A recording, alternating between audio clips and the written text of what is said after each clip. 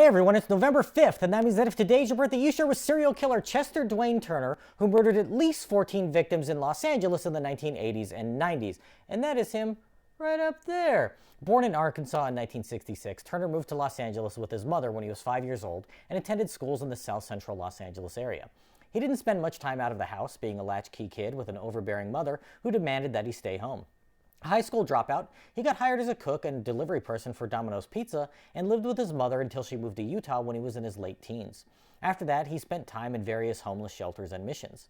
He was jailed multiple times in the 90s, mostly for nonviolent offenses, but some were for incidents including a stabbing and indecent exposure.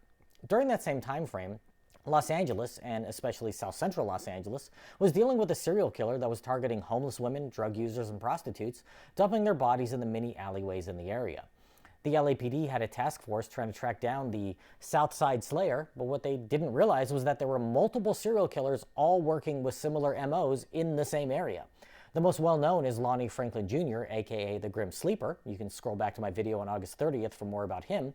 But Turner was also one of the men preying on the vulnerable in Los Angeles at the time.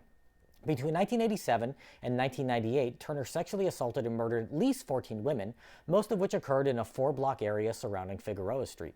The others were in the San Gabriel Valley and Little Tokyo. He even attended the wake for one victim, eating food and mourning with the rest of the community in the backyard of her mother. DNA was recovered from many of the crime scenes, but it wasn't until Turner was forced to give a DNA sample in 2002 while serving an 8-year sentence for sexual assault that he was tied to any of the crimes.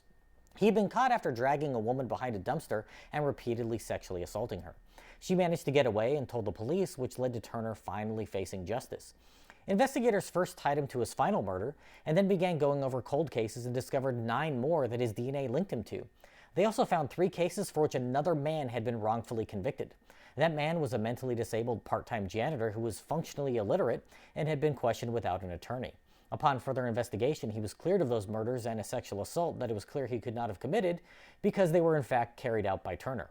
After 11 years in prison, he was freed and awarded $720,000 in compensation.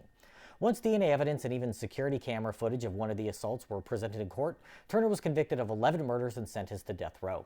He was convicted of an additional 4 murders in a second trial held in 2014 and has been linked to as many as 22 murders in all.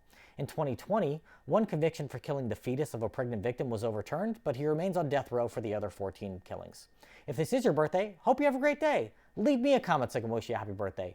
If you know someone whose birthday it is today, send them this video so they can find out all about their birthday twin.